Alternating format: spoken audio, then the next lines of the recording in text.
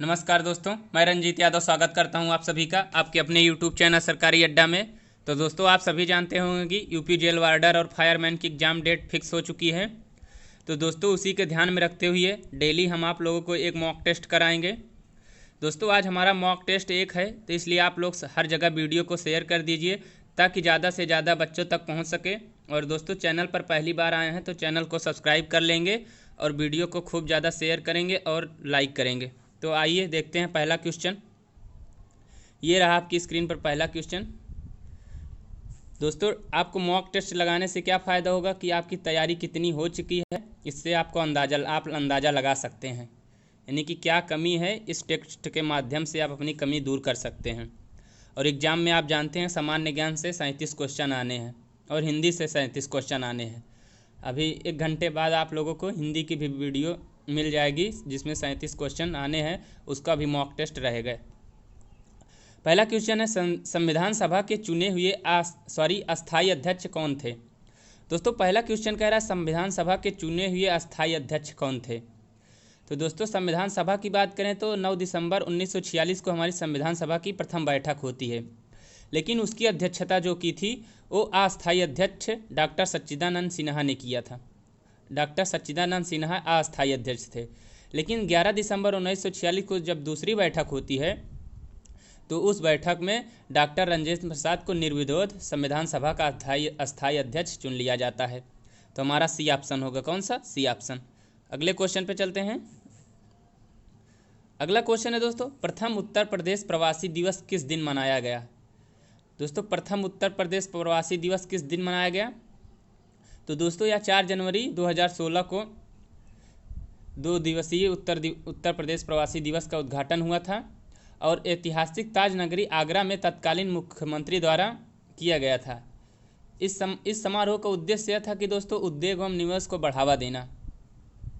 क्या उद्देश्य एवं निवेश को बढ़ावा देना। 4 जनवरी 2016 को प्रवासी दिन पहली बार मनाया गया था। ये ऑप्शन बिल्कुल सही होगा। अगले क्वेश्चन पे चलते हैं। अगला क्वेश्चन है, जूम कर दें थोड़ा, अब सही। अगला क्वेश्चन है दोस्तों, प्रकटित अधिमान सिद्धांत प्रस्तुत किया था। यानी कि दोस्तों, क्वेश्चन कह रहा है कि प्रकटित अधिमान सिद्धांत किसने प्रस्तुत किया था। तो दोस्तों, ये प्रस्तुत किया था पॉल सैमुअलसन ने।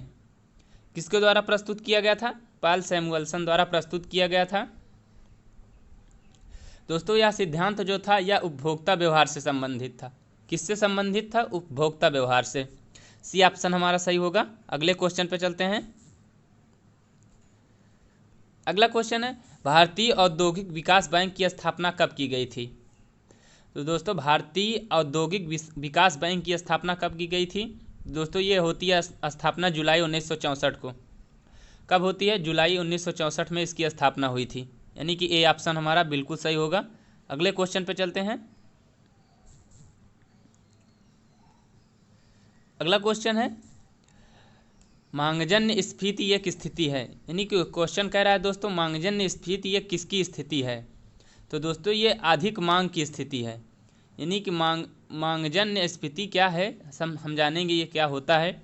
दोस्तों, जब समग्र पूर्ति में वृद्धि की अपेक्षा समग्र मांग को प्रभावित करने वाले अधिक प्रभावी हो जाएं, यानी कि जो कारक प्रभावित करते हैं वो अधिक प्रभावी हों। अर्थात यानी कि जब चालू कीमतों पर वस्तुओं तथा सेवाओं के लिए कुल मांग और इनकी कुल पूर्ति की तुलना में अधिक हो जाए तो मांगजन्य स्फीति की स्थिति उसी को कहा जाता है। यानी कि ये ऑप्शन हमारा बिल्कुल सही होगा। अगले क्वेश्चन पे चलते हैं। अगला क्वेश्चन है, दो देशों के बीच वस्तु विनिमय को क्या कहा जाता है। तो दोस्तों, जो दो देशों के बीच वस्तु विनिमय होता है उसको द्विपक्षीय व्यापार कहा जाता है। क्या कहा जाता है? द्विपक्षीय व्यापार। बी ऑप्शन बिल्कुल सही। अगले क्वेश्चन पे चलते हैं। अगला क्वेश्चन है, पौधों में प्रकाश संश्लेषण के उत्पाद कौन से हैं। तो दोस्तों, पौधों में प्रकाश संश्लेषण के उत्पाद ऑक्सीजन और कार्बोहाइड्रेट होते हैं। कौन? ऑक्सीजन और कार्बोहाइड्रेट। तो ऑक्सीजन और कार्बोहाइड्रेट ये हमारा डी ऑप्शन में है। डी ऑप्शन बिल्कुल सही। अगले क्वेश्चन पे चलते हैं। अगला क्वेश्चन है, मानव हृदय में कक्षों की संख्या। तो दोस्तों, मानव हृदय जो होता है वो 4 कक्षों में बटा होता है। ऊपर की ओर और ऊपर की ओर छोटे दाएं और ऊपर की ओर छोटे दाएं एवं बाएं अलिंद होते हैं। क्या? छोटे अलिंद, छोटे जो है दायां अलिंद और बायां अलिंद होता है। और नीचे की ओर क्या होते हैं? तो नीचे की ओर दो बड़े जो है दाएं निलय और बाएं निलय होते हैं। क्या होते हैं? दाएं निलय और बाएं निलय। यानी कि मानव का हृदय जो है वो 4 कक्षों में बटा होता है। ये ऑप्शन बिल्कुल सही। अगले क्वेश्चन पे चलते हैं। अगला क्वेश्चन है ऑस्टियोसाइट पाए जाते हैं। तो दोस्तों ऑस्टियोसाइट जो होता है ये किस में पाया जाता है? तो दोस्तों ये पाया जाता है अस्थि में। ऑस्टियोसाइट किस में पाया जाता है? अस्थि में पाया जाता है। तो हमारा ए ऑप्शन बिल्कुल सही होगा। अगले क्वेश्चन पे चलते हैं। अगला क्वेश्चन है दोस्तों मिलान करना है। यानी कि एक तरफ रासायनिक मतलब एक तरफ विटामिन है और एक तरफ विटामिन का नाम है, विटामिन का रासायनिक नाम है। दोस्तों विटामिन B1, दोस्तों विटामिन B1 का जो रासायनिक नाम होता है ये इसका रासायनिक नाम थायमीन होता है। क्या होता है? थायमीन होता है। अब आगे है विटामिन B2। विटामिन B2 का रासायनिक नाम क्या होता है? तो दोस्तों विटामिन B2 का रासायनिक नाम होता है राइबोफ्लेविन। यानी कि बी वाला 4th में जाएगा, ए वाला 3 में गया, बी वाला 4th में गया। सी ऑप्शन है विटामिन 6। तो दोस्तों विटामिन 6 का नाम होता है पायराडॉक्सिन, यानी कि 1 में जाएगा। और डी ऑप्शन है दोस्तों विटामिन B12। विटामिन B12 का अब एक ही ऑप्शन बचता है, साइनोकोबालामिन होता है। तो इसमें कूट दिया है दोस्तों, वहाँ से आप लोग इसे मिला सकते हैं। तो हमारा कौन सा आंसर होगा? यहाँ से देखिए पूरा दिख जाएगा। कौन सा आंसर होगा? तो हमारा डी वाला ऑप्शन होगा। यानी कि ए वाला 3 में गया था, बी वाला 4 में गया था और सी वाला जो था वो 1 में गया था और डी वाला जो था वो 2 में गया था। यानी कि डी ऑप्शन हमारा बिल्कुल सही होगा। कौन सा? D option. अगले क्वेश्चन पे चलते हैं। अगला क्वेश्चन है कि मानव में स्वादेंद्रियां का पता लगाते हैं। यानी कि दोस्तों मानव में जो स्वादेंद्रियां होती हैं किसका पता लगाते हैं? तो दोस्तों मानव स्वादेंद्रियां जो होती हैं ये स्वाद का पता लगाती हैं। किसका? स्वाद का पता लगाती हैं। तो ये ऑप्शन हमारा बिल्कुल सही होगा। अगले क्वेश्चन पे चलते हैं। अगला क्वेश्चन है भारत के संविधान की उद्देशिका में कितने प्रकार के न्याय की व्यवस्था की गई है? तो दोस्तों जो भारत संविधान की उद्देशिका है उसमें 3 प्रकार के न्याय की व्यवस्था की गई है। कितने प्रकार के? 3 प्रकार की न्याय की व्यवस्था की गई है। जैसा कि सामाजिक, आर्थिक और राजनैतिक न्याय, इन सभी तीनों को 3 प्रकार की व्यवस्था हमारे उद्देशिका में की गई है। दोस्तों सामाजिक न्याय से तात्पर्य है कि प्रत्येक व्यक्ति के साथ जाति, रंग, धर्म, लिंग के आधार पर कोई भेदभाव नहीं किया जाएगा, यानी कि सबके साथ समान व्यवहार किया जाएगा। आर्थिक न्याय का तात्पर्य था दोस्तों कि आर्थिक आधार पर किसी के साथ भेदभाव नहीं किया जाएगा, यानी कि किसी के साथ आर्थिक आधार पर भेदभाव नहीं किया जाएगा। और दोस्तों राजनैतिक न्याय का अर्थ यही था कि प्रत्येक व्यक्ति को समान राजनीतिक अधिकार प्राप्त होगा, यानी कि प्रत्येक व्यक्ति को समान राजनीतिक अधिकार प्राप्त होना चाहिए। और दोस्तों ये जो सामाजिक, राजनैतिक और आर्थिक शब्द हैं, यानी कि ये जो न्याय की व्यवस्था है ये हमारे रूस के संविधान से ली गई थी। किसके? रूस के संविधान से। तो फिलहाल अगले क्वेश्चन पे चलते हैं। 12 का बी ऑप्शन बिल्कुल सही होगा। अगले क्वेश्चन पे चलते हैं। अगले क्वेश्चन है एल्यूमिनियम किससे प्राप्त किया जाता है? दोस्तों एल्यूमिनियम जो होता है ये बॉक्साइट से प्राप्त किया जाता है। किससे? बॉक्साइट से हमारा एल्यूमिनियम प्राप्त किया जाता है। और दोस्तों एल्यूमिनियम की बात करें तो एल्यूमिनियम जो होती है ये मुक्त अवस्था में नहीं पाई जाती है, ये हमेशा संयुक्त अवस्था में होती है। किसके? संयुक्त अवस्था में। और दोस्तों एल्यूमिनियम के मतलब किससे प्राप्त होता है? तो बॉक्साइट से प्राप्त होता है, फेल्सपार से प्राप्त होता है, क्रायोलाइट से प्राप्त होता है। तो डी ऑप्शन हमारा बिल्कुल सही होगा। अगले क्वेश्चन पे चलते हैं। अगला क्वेश्चन है किसी तत्व के रासायनिक गुण निम्न में से कौन सा तय करता है? यानी कि दोस्तों किसी तत्व का जो रासायनिक गुण होता है निम्न में से कौन तय करता है? तो कौन तय करता है दोस्तों? तो इलेक्ट्रॉनों की संख्या जो होती है यही हमारे रासायनिक गुण को तय करते हैं। कौन? इलेक्ट्रॉनों की संख्या। बी ऑप्शन बिल्कुल सही। अगले क्वेश्चन पे चलते हैं।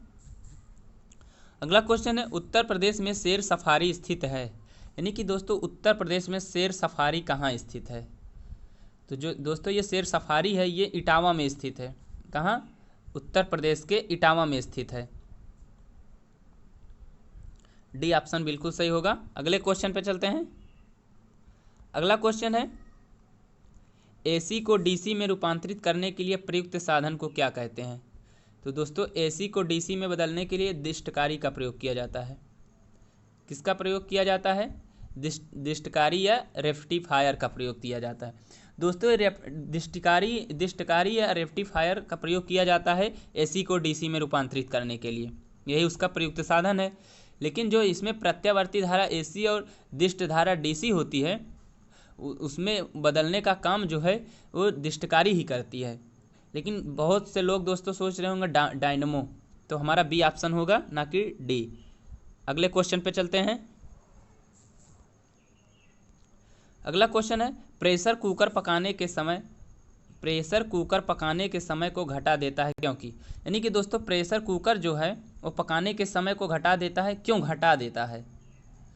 इसलिए घटा देता है दोस्तों क्योंकि भीतर के जल का क्वथनांक बढ़ जाता है। यानी कि कमरे के सामान्य ताप एवं वायु दाब पर जब जल 100 डिग्री सेल्सियस पर उबलता है तो प्रेशर कुकर में वायुदाब सामान्य कमरे के वायुदाब से लगभग 2 गुना हो जाता है। किससे? मतलब प्रेशर कुकर के वायुदाब से और सामान्य कमरे के वायुदाब से 2 गुना हो जाता है। इसीलिए जो प्रेशर कुकर के भीतर जल का क्वथनांक होता है वो बढ़ जाता है और इसीलिए प्रेशर कुकर जो है पकाने के समय को घटा देता है। ए ऑप्शन बिल्कुल सही होगा। अगले क्वेश्चन पे चलते हैं। अगला क्वेश्चन है न्यूट्रॉन की खोज की थी। यानी कि दोस्तों न्यूट्रॉन की खोज किसने की थी? तो आप सभी जानते होंगे चैडविक ने की थी। ए ऑप्शन हमारा बिल्कुल सही। अगले क्वेश्चन पे चलते हैं। अगला क्वेश्चन है प्रसिद्ध चरकुला नृत्य संबंधित है। दोस्तों चरकुला नृत्य ये किससे संबंधित है? दोस्तों ये उत्तर प्रदेश का नृत्य है, तो इस किस क्षेत्र से संबंधित है? तो चरकुला नृत्य ये ब्रजभूमि से संबंधित है। किससे? ब्रजभूमि से। यानी कि सी ऑप्शन हमारा बिल्कुल सही होगा। अगले क्वेश्चन पे चलते हैं। अगला क्वेश्चन है इंद्रधनुष किस कारण से बनता है? तो दोस्तों इंद्रधनुष बनने का कारण परिवर्तन। क्या? इंद्रधनुष जो है इसका कारण है परिवर्तन और अपवर्तन। तो हमारा डी ऑप्शन बिल्कुल सही होगा। अगले क्वेश्चन पे चलते हैं। अगला क्वेश्चन है दोस्तों भारत के संविधान का निम्नलिखित में से कौन सा अनुच्छेद प्रेस की स्वतंत्रता से संबंधित है? यानी कि दोस्तों प्रेस की स्वतंत्रता हमारे संविधान के किस अनुच्छेद से संबंधित है? तो दोस्तों हमारा अनुच्छेद 19 जो है, कौन? अनुच्छेद 19 जो है उसी में हमारे प्रेस की स्वतंत्रता का प्रावधान किया गया है। किसमें? अनुच्छेद 19 में। तो हमारा ए ऑप्शन बिल्कुल सही होगा। अगले क्वेश्चन पे चलते हैं। अगला क्वेश्चन है दोस्तों, अगला क्वेश्चन कह रहा है दक्षिण अमेरिका के शीतोष्ण घास स्थलों को क्या कहते हैं? दोस्तों जो दक्षिण अमेरिका के शीतोष्ण घास होते हैं उन स्थलों को क्या कहा जाता है? तो उन स्थलों को पंपास कहा जाता है। क्या कहा जाता है? पंपास। यानी कि ए ऑप्शन हमारा बिल्कुल सही होगा। अगले क्वेश्चन में चलते हैं। और दोस्तों यह घास का मैदान जो है ये अर्जेंटीना में स्थित है, अमेरिका के अर्जेंटीना में स्थित है। अगले क्वेश्चन पे चलते हैं। अगला क्वेश्चन है रिएक्टर स्केल का प्रयोग किसके मापने के लिए किया जाता है? तो दोस्तों जो रिएक्टर स्केल होता है ये भूकंप की तीव्रता मापने के लिए किया जाता है। और दोस्तों रिएक्टर स्केल का नाम कैसे पड़ा? तो इस जो ये पैमाना है इस पैमाने का नाम चार्ल्स रिएक्टर जो है एक वैज्ञानिक थे, उन्हीं के नाम पर ये स्केल रिएक्टर नाम पड़ा था। यानी कि सी ऑप्शन हमारा बिल्कुल सही होगा। अगले क्वेश्चन पे चलते हैं। यानी कि दोस्तों आज का लास्ट क्वेश्चन, हमने 25 क्वेश्चन रखे हैं दोस्तों। डेली हम 25 क्वेश्चन का एक मॉक टेस्ट लेकर आएंगे आप लोगों के लिए। बस आप लोगों को डेली क्लास में बने रहना है, बस डेली के डेली वीडियो शेयर करनी है। बस भारत में तेल की पहली परिष्करणशाला स्थापित की गई थी। यानी कि दोस्तों क्वेश्चन कह रहा है भारत की जो पहली कंपनी थी, ऑयल कंपनी थी, ये कहाँ स्थापित की गई थी? तो दोस्तों ये डिगबोई यानी कि असम में स्थापित की गई थी। कहाँ? असम में। और इसकी स्थापना जो हुई थी दोस्तों ये 1901 वर्ष में की गई थी। कब? 1901 में। हमारा सी ऑप्शन बिल्कुल सही का। तो दोस्तों आज की वीडियो में इतना ही। आशा करता हूँ आप लोगों को वीडियो पसंद आई होगी। दोस्तों अगर वीडियो पसंद आई हो तो खूब शेयर करें और लोगों तक पहुँचाएँ और लोगों को जोड़ें। जय हिंद।